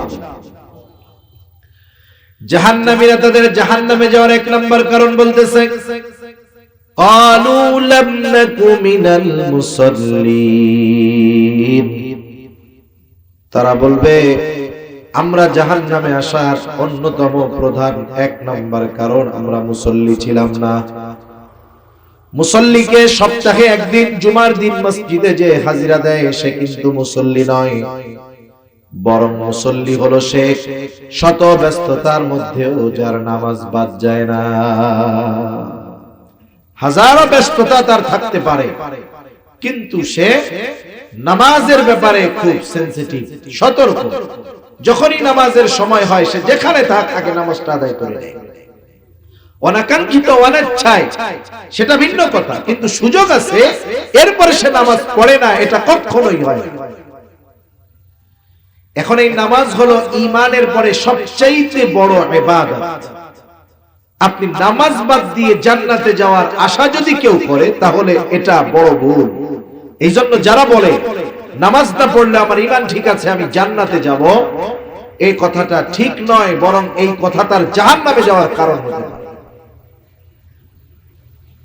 রাসূলুল্লাহ সাল্লাল্লাহু আলাইহি ওয়াসাল্লাম বলেন, নামাজ এত গুরুত্বপূর্ণ ইবাদত, কিয়ামতের দিন সর্বপ্রথম আল্লাহ নামাজের হিসাব নেবে। নবীজি বলেন, আউয়ালু মা ইউহাসাবু বিহিল আবদু ইয়াউমাল কিয়ামাতিস সালাহ। কিয়ামতের দিন সর্বপ্রথম নামাজের হিসাব নেওয়া হবে। আর এক হাদিসের মধ্যে নবীজি একটু বাড়ায়া বলেন, যার প্রথম হিসাবটা সহজ হয়ে যাবে তার জন্য বাকি হিসাব যিনি সহজ করে দিবেন তিনি কে? সেজন্য কিয়ামতে যদি অন্যান্য হিসাব থেকে সহজে বাঁচতে হয় তাহলে নামাজটাকে ঠিক করার দরকার আছে না নাই? এই যে রজব মাস চলতেছে, অনেক জায়গায় দেখবেন মেরাজ নিয়ে আলোচনা হবে। মেরাজের মূল শিক্ষা, মূল হাদিয়া ছিল এই নামাজ। আল্লাহ সুবহানাহু ওয়া তাআলা বান্দার সাথে তার সংযোগ স্থাপনের এই হাদিয়া নামাজ, এটা নবীজি যখন মেরাজে গেছেন উম্মতের জন্য হাদিয়া দিয়েছেন। সেজন্য নামাজ হলো ঈমানের পরে সর্বশ্রেষ্ঠ ইবাদত। এখন আসেন মানুষ নামাজ পড়ে না কেন? নামাজ না পড়ার অনেক কারণ আছে না? মানুষ নামাজ পড়তে পারে না বা পড়ে না তার কর্মব্যস্ততার কারণে। এত বড় বিশাল বাজার, এই বাজারের মসজিদ, প্রত্যেক বাজারের প্রত্যেক দোকানদার যারা মুসলিম আছে, অমুসলিম যারা তাদের কথা বাদ, প্রত্যেক মুসলমান দোকানদার যদি দোকানটা বন্ধ করে নামাজে যায়, আমার মনে হয় আপনাদের মসজিদে জায়গা সংকুলন হবে না। হবে বলেন? হবে না। এটা বড় একটা বাজার, শত শত সিএনজি থাকে, ইজি বাইক থাকে, অটো থাকে, বাস থাকে, তার স্টাফেরা থাকে, অন্যান্য অনেক মানুষ থাকে। একটা দোকানে একজন থাকে তা নয়, অনেক দোকানে একাধিক ব্যক্তি থাকে, 5, 6, 7 জন থাকে। এই যে মানুষগুলো তাদের কর্মব্যস্ততার কারণে নামাজ পড়ার সুযোগ পায় না। জিজ্ঞাসা করবেন কেন পড়ো না, বলবে ব্যস্ততার কারণে পড়তে পারতেছি না। সিএনজি ওয়ালা নামাজ পড়ে না, কেন পড়ে না? বলে প্যাসেঞ্জার টানতে টানতেই তো টাইম শেষ, নামাজ পড়তে পারি না। এই যে মানুষ যে কর্ম করে, সেটা চাকরি হোক, ব্যবসা হোক, অন্যান্য যে কোনো কাজ হতে পারে, তাহলে মানুষ এই কাজগুলো কেন বলেন তো? শখে করে, মানে এটা তার একটা হবি, শখ, শখে করে, পয়সার পয়সা। কিসের জন্য? আরবিতে যদি বলি রিজিকের জন্য, কয় না যে রুটি রুজি অর্জন করতেছি, এই রুজি তো আরবি শব্দটারে আমরা আর কি বলি ওইভাবে। রুজির জন্য করে, রিজিকের জন্য সে পরিশ্রম করে। এখন আপনারা তো আশা করি এখানে যারা আছেন সকলে মুসলমান, আমার কথাটা যদি জবান ঠিক থাকে একটু উচ্চারণ করে জবাব দিবেন উঁচু আওয়াজ। বলেন তো, যেই রিজিকের জন্য একজন মানুষ রিজিক উপার্জন করতে গিয়ে নামাজ পড়ার টাইম পায় না, ওই রিজিকের মালিক কে? আর একটু জোরে বলেন কে? আল্লাহ। মনে রাখবেন, রিজিকের মালিক তার বলে দেওয়া পদ্ধতি বাদ দিয়ে বাস্তবিক অর্থে রিজিক পাওয়া যায়। রিজিক দুই ধরনের হয়, একটা হলো দৃশ্যমান আর একটা হলো বরকতময়। এজন্য দেখবেন অনেকে মাসে 1 লক্ষ টাকা উপার্জন করে, সংসারে 3 জন, এই টাকা দিয়ে তার হয় না, বরং মাস শেষে টানাটানি লেগে যায়। আবার একই পরিমাণ লোক বেতন পায় 10,000 টাকা, দেখা যায় মাস শেষে তার আরো 2,000 টাকা এক্সট্রা তার থেকে যায়। ঠিক কিনা বলেন? এজন্য ফিগারের উপরেই যে রিজিক বরকত তা নয়, আল্লাহ তাআলা চাইলে কমের মধ্যে বরকত দিতে পারেন। এজন্য মানুষ যদি রাজ্জাকের ফর্মুলা বাদ দিয়ে রিজিক তালাশ করে, সে পেতে পারে, কিন্তু ওই পাওয়াটা বা ওই রিজিকটার মধ্যে কোনো বরকত থাকবে। এখন আসেন, নামাজ পড়লে আমাদের কি লাভ? দুনিয়ার লাভের কথাটা শুনি। আর নামাজ হলো এমন এক ইবাদত, এটা একা পড়লে হবে না, আপনার অধীনস্থ যারা আছে এদেরকেও নামাজি বানাতে হবে। একটা সময় শহর বা গ্রাম, প্রত্যন্ত অঞ্চল সব জায়গায় ছিল, মুরব্বীরা সকালবেলা উঠতেন, উঠে ঘরের সকলকে জাগিয়ে দিতেন নামাজের জন্য। যারা পুরুষ ছিল, প্রাপ্তবয়স্ক ছিল, এরা মসজিদে চলে যেত, মেয়েরা মহিলারা উঠতো, বরং আরো আগে মহিলারা উঠতো। গ্রাম অঞ্চলে আমরা দেখেছি ছোটবেলাতে যে ফজরের নামাজ পড়ে পুরুষরা বাসায় আসার আগে আগে দেখা যাইতো মহিলারা নামাজ পড়ে উঠান ঘর পরিষ্কার করে অলরেডি তারা কোরআন পড়া শুরু করে দিয়েছে। সময়ের বরকত ছিল। কিন্তু এখন আমরা চাকচিক্যময় বাতি, মোবাইল, এগুলো আমাদের রাতের ঘুম হারাম করে দিয়েছে। এখন ঘুমাই আমরা ফজরের পরে, উপায় নাই। সেজন্য হায়াত ছোট হয়ে গেছে, আমাদের হায়াত আমাদের ছোট হয়ে গেছে। কেমন যেন মনে হয় এই তো শুক্রবার গেল আর একটা চলে আসতেছে, হায়াতের বরকত নষ্ট হয়ে গেছে। কিন্তু যারা নামাজি, যারা একটা ডিসিপ্লিনের মধ্যে তাদের জীবন যাপন করে, এদের সময়ের বরকত ঠিকই আছে। এজন্য নামাজ মানুষকে এমন এক জীবনে অভ্যস্ত করে যেই জীবনে নিয়মতান্ত্রিকতা থাকে, নিয়মানুবর্তিতা থাকে। আমরা লেখাপড়া যারা করেছেন, স্কুলে হোক হাই স্কুলে হোক, আমরা ডিসিপ্লিন একটা কম্পোজিশন রচনা করেছি। এই যে নিয়মানুবর্তিতা, এটা জীবনের জন্য বড় একটা দরকার। ধর্মীয় অনুশাসন মেনে নেওয়ার মাধ্যমে, মেনে চলার মাধ্যমে একটা মানুষের লাইফে ডিসিপ্লিন আসতে পারে, নাইলে অসম্ভব, কিয়ামত পর্যন্ত সম্ভব না। এক নিয়মতান্ত্রিকতার মধ্যে জীবন যাপন করা ইসলাম বিহীন সম্ভব না। এখন আসেন, নামাজ তো একা পড়লে হবে না। নামাজ পড়ে আপনি জাহান্নাম থেকে নিজে বাঁচবেন তা হবে, আপনার অধীনস্থকে বাঁচাতে হবে না, কারণ নির্দেশ আল্লাহ তাআলা। আল্লাহ তাআলা বলেন, ইয়া আইয়ুহাল্লাযীনা আমানু কু আনফুসাকুম ওয়া আহলিকুম নারা। আল্লাহ তাআলা বলেন, হে ঈমানদারেরা, নিজে জাহান্নামের আগুন থেকে বাঁচো, অধীনস্থদেরকে বাঁচাও। তার মানে নিজে বাঁচবা ইবাদতের মাধ্যমে, গুনাহ থেকে বাঁচার মাধ্যমে, অধীনস্থদেরকেও এইগুলো করানোর মাধ্যমে তাদের জাহান্নাম থেকে বাঁচাও। তাহলে নামাজ একা পড়লে হবে না, ঘরের মানুষদেরকে নিয়ে পড়তে হবে। আপনি যদি নামাজি হয়ে যান, আপনার ঘরের মানুষগুলো, আপনার সন্তান, আপনার স্ত্রী, আপনার কন্যা যদি নামাজি হয়ে যায়, লাভটা কি? আমার কথা নয়, আল্লাহ বলেন, وَأْمُرْ أَهْلَكَ بِالصَّلَاةِ وَاصْطَبِرْ عَلَيْهَا لَا نَسْأَلُكَ رِزْقًا نَحْنُ نَرْزُقُكَ وَالْعَاقِبَةُ لِلتَّقْوَى। আল্লাহ তাআলা বলেন, তুমি তোমার অধীনস্থ যারা আছে তাদেরকে নামাজের জন্য আদেশ দাও। ওয়া'মুর আহলাকা বিস-সালাহ, তুমি তোমার অধীনস্থদেরকে নামাজের আদেশ দাও। ওয়াসতাবির আলাইহা, তুমিও তার উপরে অটল থাকো। তার মানে এই মুমিন, তুমি নিজে মুসল্লি হও, ঘরের মানুষদেরকেও মুসল্লি বানাও। আল্লাহ তাআলা কেমন আবেগ দরদ মোহাব্বত নিয়ে বলতেছে, বান্দারে লা নাসআলুকা রিজকা, আমি আল্লাহ তোমার কাছে তো রিজিক চাই না, বরং তোমরা যদি নামাজি হয়ে যাও, তুমি নামাজি হয়ে যাও, তোমার ঘরের মানুষ যদি নামাজি হয়ে যায়, আল্লাহ তাআলা বলেন নাহনু নারযুকুকা, তোমরা নামাজি হওয়ার কারণে আমি আল্লাহ তোমাদেরকে রিজিক দিয়া দিব। তাহলে যারা মুসল্লি তাদের রিজিকের জিম্মাদারি নিয়েছেন কে? আল্লাহ। আমি একটু আগে বললাম একজন 1 লাখ উপার্জন করে মাস শেষে আরো টানাটানি, আরেকজন 10,000 পায় কিন্তু মাস শেষে তার আরো ডাইনে থাকে। আমি উদাহরণ অনেক কিছু দিয়ে দেওয়া যাবে, কিন্তু দৃশ্যমান একটা বিষয় নিয়ে আমি আপনাদেরকে বলি। আমাদের দেশে সবচাইতে সম্মানিত অবহেলিত, সম্মানজনক অবহেলিত লোক কারা জানেন? সম্মানজনক অবহেলিত কেন বললাম? সমাজে ইমাম সাহেবের সম্মান আছে না নাই? বলেন তো, এই ইমাম যদিও সমাজের সবচাইতে সম্মানিত, সমাজের বেস্ট অথবা বিগ স্যালারি তার না, সে যত মানের সম্মানিত ঠিক তাকে আমরা দেওয়ার বেলায় ততটা অবহেলা করি।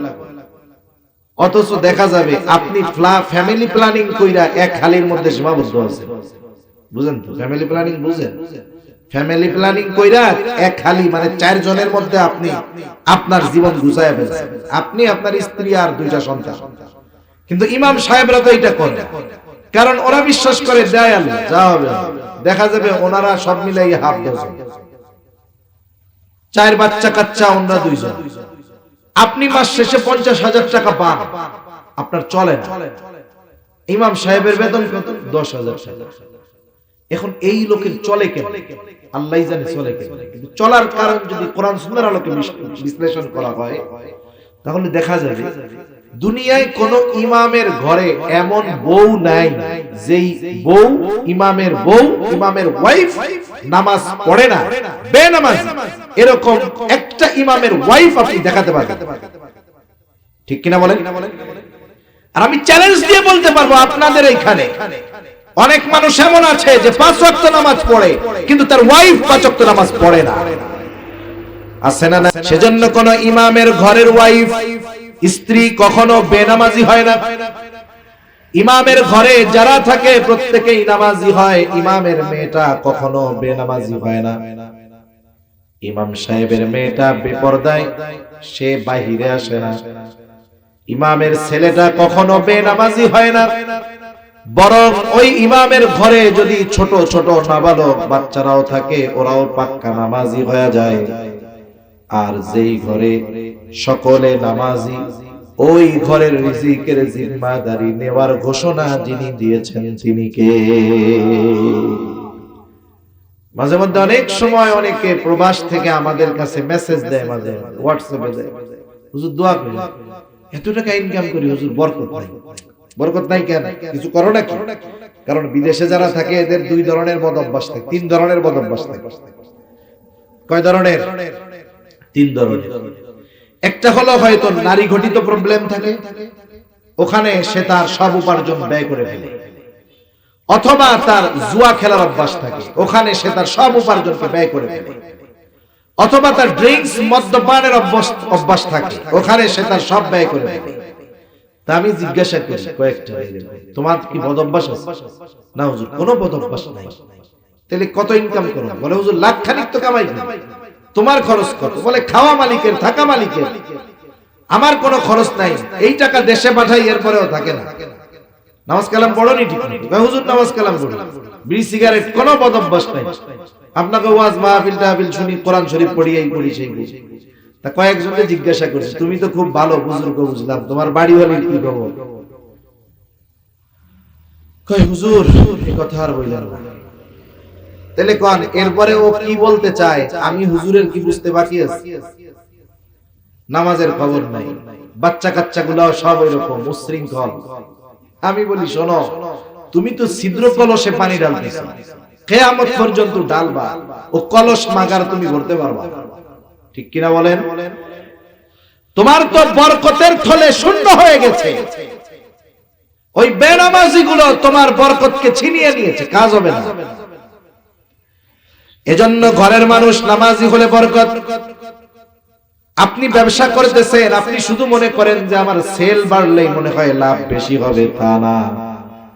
আপনি যেহেতু নামাজি, ঘরের মানুষগুলাকে বলেন তোমরাও যদি নামাজি হও, মেয়েটাকে বলেন বাবা তুমিও যদি নামাজ পড়ো, ছেলেটাকেও বলেন তুমিও যদি নামাজ পড়ো, আশা করা যায় তোমরা নামাজি হওয়ার কারণে আল্লাহ তাআলা আমার উপার্জনে বরকত দিয়ে দিবে।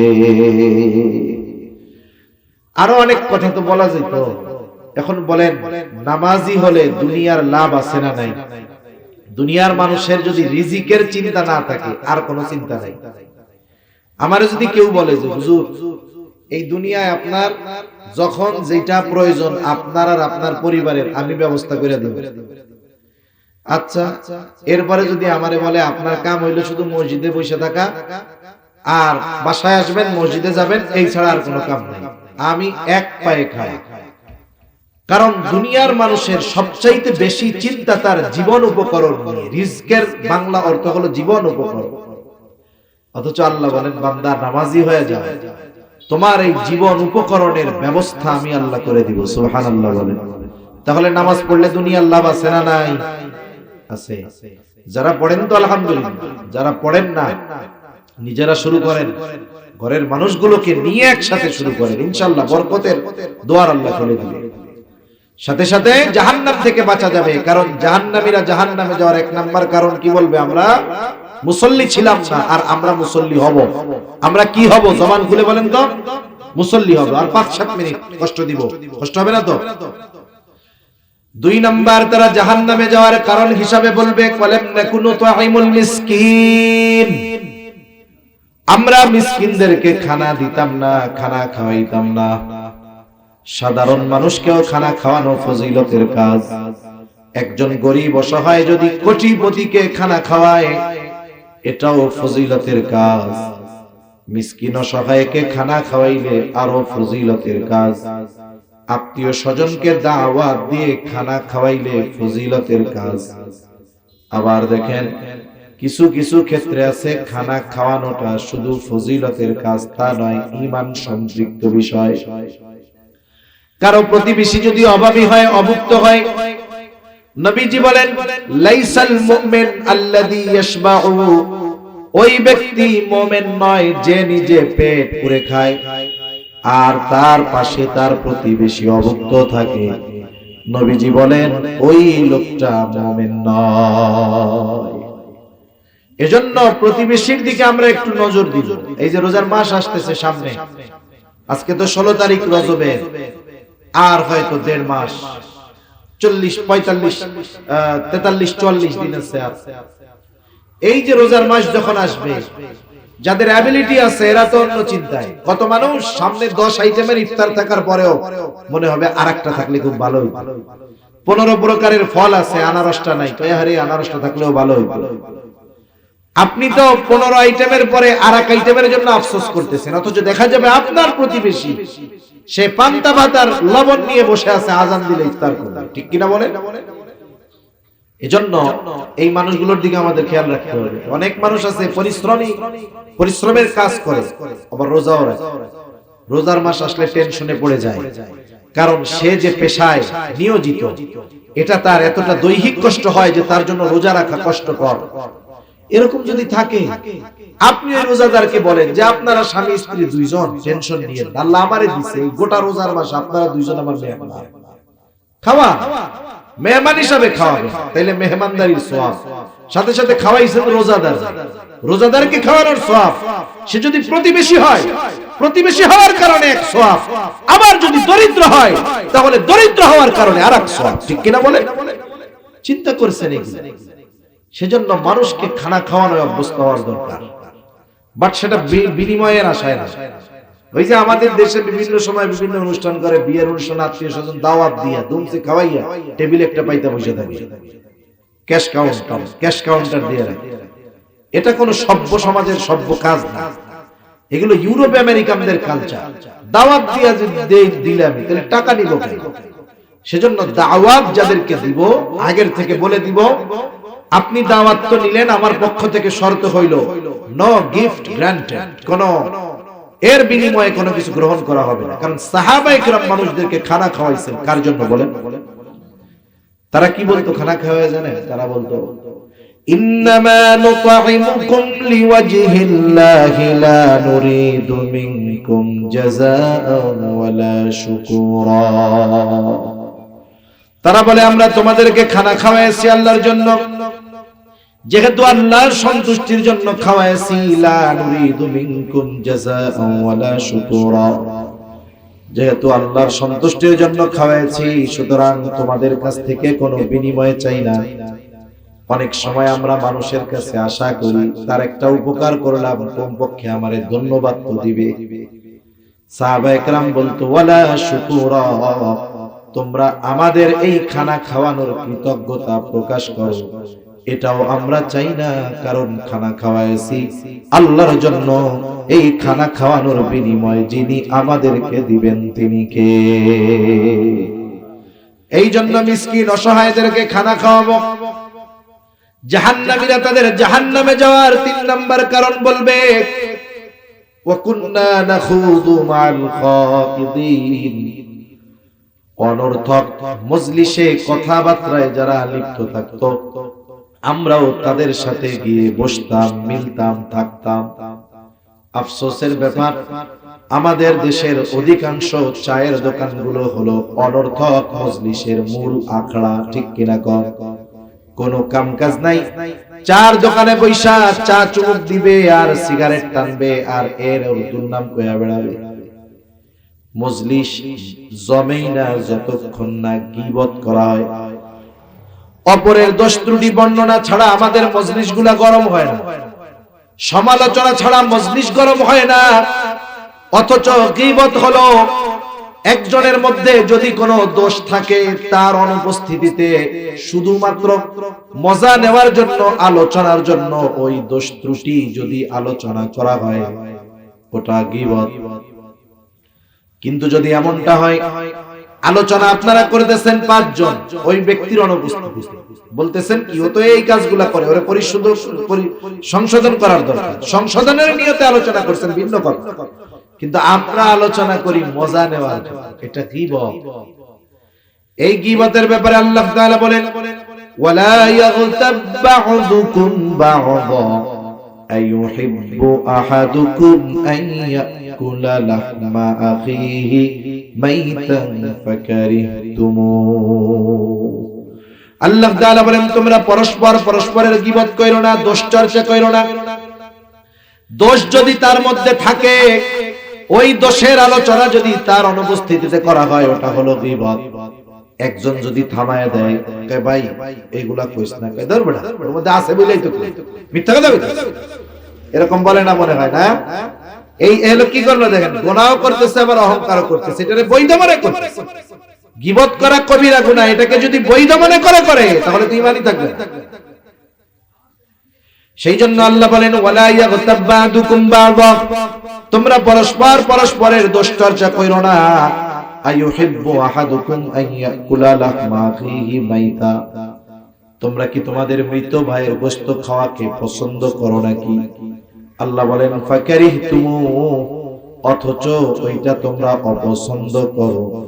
তাহলে এই গীবত করার মাধ্যমে কেমন যেন তোমরা তোমাদের মৃত ভাইয়ের গোশত খাও। যদি দোষ থাকে গীবত, না থাকলে অপবাদ। এজন্য এই ধরনের মজলিসগুলা থেকে আমরা বেঁচে থাকি। দুনিয়ার অনেক মানুষের এই চায়ের দোকানের বা এই অহেতুক আড্ডাগুলো জাহান্নামে যাওয়ার কারণ। এই যে সময়গুলো চায়ের দোকানে বসে বসে কাটায়া দিচ্ছে, এই সময়ের মূল্য বুঝবে চোখ বন্ধ হইলে, কিন্তু করার কিছু থাকবে না তখন। দুনিয়ায় যারা হায়াতকে কাজে না লাগাবে ওই মানুষগুলো মরার পরে আফসোস করে। তাদের আফসোসের খবর আমরা শুনি না, কিন্তু শুনে কে? যে শুনছে সেই বলতেছে। মরার পরে যারা সময় কাজে লাগায় না, নামাজ কালাম পড়ে নাই, ভালো কাজ করে নাই, সম্পদ ছিল দান সাদকা করে নাই, ওরা আফসোস করে। আফসোস করে কি বলে? আল্লাহর কাছে বলে ফায়াকুল রাব্বি লাউলা আখরতানি ইলা আজালিন করিব ফাআসাদদাক ওয়া আকুন মিনাস সালিহিন। আফসোস করে বলে ও আমার রব, আমাকে আবার একটু অবকাশ দেন, দুনিয়ায় যাওয়ার মতো সুযোগ দেন। লাউলা আখারতানি, যদি আমার একটু আবার দুনিয়ায় যাওয়ার সুযোগ দিতেন, ফাআসাদদাকা ওয়া আকুম মিনাস সালিহিন, আমি আমার সম্পদ থেকে দান সাদাকা করতাম, দ্বীনি কাজে ব্যয় করতাম, আর ভালো কাজ করে আমি সৎ কর্মশীলদের দলভুক্ত হয়ে যাইতাম।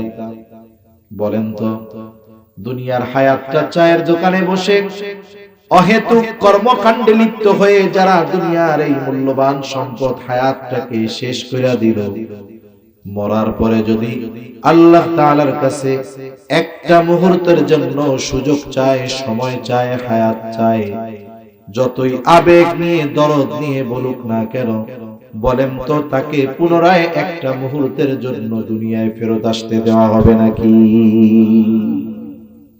এজন্য ওয়াজ শুধু আলোচনা শুধু শুনতে হয় তা না, এগুলো নিয়ে ভাবতে হয় যে আমি কি আমার এই হায়াতকে যথাযথভাবে কাজে লাগাচ্ছি কিনা। এগুলো বাসায় গিয়ে মাথার সাথে বালিশের সাথে মাথা লাগা একটু ভাববেন যে আমি যদি আজকে মারা যাই, তাহলে আমি কি আল্লাহর সামনে আমার বিগত হায়াতের জবাব দিতে পারবো কিনা। আপনি যদি মনে করেন যে না পারবো, কোনো অসুবিধা নেই, তাহলে তো আপনি আল্লাহর ওলি। আর যদি চিন্তা করে দেখেন যে না আমার অবস্থা তো এরকম নাই, তাইলে আপনি কামব্যাক করেন, আপনি ডাইভার্ট করেন, আপনি টার্ন নেন, লাইফ ঘুরান, নাইলে জীবন শেষ। ওই আফসোস করার আগে যেই সম্পদ আমার আপনার কাছে আছে, এই সম্পদের মূল্যায়ন করতে হবে। 4 নাম্বার তারা বলবে ওয়া কুননা নুকাদ্দিবু বিয়াউমিদ্দিন, আমরা কিয়ামতের দিবসকে অস্বীকার করতাম। এভাবেই চলছে দুনিয়া। এক সময় হায়াত ফুরায় গেল, হাত্তা আতানাল ইয়াকিন, দৃঢ় সত্যের আগমন ঘটলো, অর্থাৎ মৃত্যু চলে আসলো, দুনিয়ার জীবন শেষ হলো। আমরা তওবা করতে পারলাম না, ঈমান আনতে পারলাম না, দৃঢ় সত্যের আগমন ঘটলো, মৃত্যুবরণ করলাম।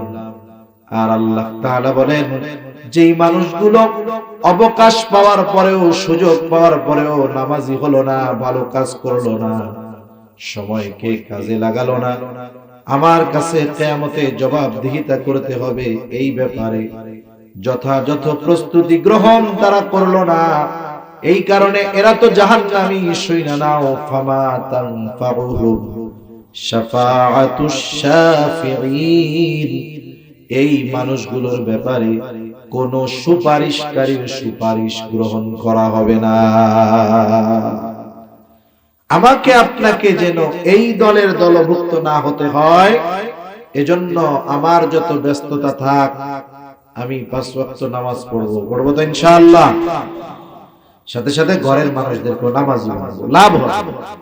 যারা প্র্যাকটিসিং মুসলমান, 5 ওয়াক্ত নামাজ যারা পড়ে, যাদের ঘরের মানুষ নামাজি, আপনি তাদের সাথে এগুলো শেয়ার করবেন, দেখবেন তার প্র্যাকটিক্যাল বাস্তব জীবনে সে কতটা সুখী, সে কতটা ডিপ্রেশন মুক্ত, আপনি তার সাথে আলোচনা করলে বুঝতে পারবেন। এজন্য বেনামাজি আর নামাজির অবস্থা একরকম নয়। সেজন্য আমরা নামাজি হব, নিজে নামাজি হব, ঘরের মানুষদেরকে এই ব্যাপারে সর্বোচ্চ গুরুত্ব দিব। 2 নাম্বার, প্রতিদিন কিছু না কিছু সাদাকা করার চেষ্টা করব। অসহায় দরিদ্র মানুষ অনেক সময় আমার আপনার কাছে চায়। অনেক সময় এমন হয় যে আপনাদের বা প্রত্যেক এলাকায় কিছু মারখা মারা ওই ফকির মানে চাওয়ার লোক থাকে, ও ওই টাকা দিয়ে কিন্তু খাবার খায় না, ওইটা দিয়ে বিড়ি খাবে। আছে না এরকম লোক? আপনি তারে 5 টাকা না দিয়ে 5 টাকা দিয়ে একটা রুটি কিনে দেন, ও রুটিটা দিয়ে তো আর বিড়ি খেতে পারবে না, কমপক্ষে রুটিটা তো খেয়ে নেবে। সেজন্য প্রতিদিন কিছু না কিছু সাদাকা করবেন, সেটা টাকা হতে পারে, সেটা কিছু খাবার হতে পারে, অন্য কিছু হতে পারে। এরপরে 3 নাম্বার, অহেতুক মজলিসগুলো থেকে বাঁচতে হবে। আপনার টাইম আছে, সময় আছে, আপনি এই সময়ের মধ্যে কোরআন পড়েন, দ্বীন শিখেন। আপনি নামাজি, সময় আছে, নামাজের অনেক মাসলা মাসাইল নিয়ে আপনার সমস্যা আছে, আপনি মসজিদের ইমাম সাহেবের কাছে যান, মাদ্রাসায় যান। কোরআন শরীফ পড়তে পারেন না, মাদ্রাসায় হিফজখানা আছে, আপনি হিফজখানায় গিয়ে বসেন। হিফজখানার শিক্ষক মুহতামিম সাহেব বলবে নাকি ধর্মিয়া কোরআন শুনতে আইছেন, যান বাগায়া দিবে এরকম? বরং আপনি প্রত্যেকদিন গেলে আপনার চা নাস্তা খাওয়াবে, এটা খাওয়াই আরো কোরআন শোনার ব্যবস্থা করে দিবে। এজন্য জীবনের সময়গুলোকে ভালো কাজে ব্যয় করার চেষ্টা করবে ইনশাআল্লাহ। সাথে সাথে এই জীবনের হিসাব হয়তো দুনিয়ার মানুষের চোখ ফাঁকি দিয়ে চলে যেতে পারে, অপরাধ করে হয়তো প্রশাসনকে ফাঁকি দিতে পারবে, আইন আদালতকে ফাঁকি দিতে পারবে, কিন্তু আমার জীবনের প্রত্যেকটা কর্মের হিসাব দুনিয়ায় কারো কাছে না দেওয়া লাগলেও দিতে হবে কার কাছে? এই ব্যাপারে দৃঢ় বিশ্বাসী হব ইনশাআল্লাহ। এগুলো যদি আমরা মেনে চলতে পারি, দেখবেন পুত পবিত্র এক হায়াত এই দুনিয়াতে ইনশাআল্লাহ অতিবাহিত হবে। আল্লাহ সুবহানাহু ওয়া তাআলা আমাদের সবাইকে কথাগুলো বুঝবার, আমল করবার তৌফিক দান করুন। সকলে বলি আমিন।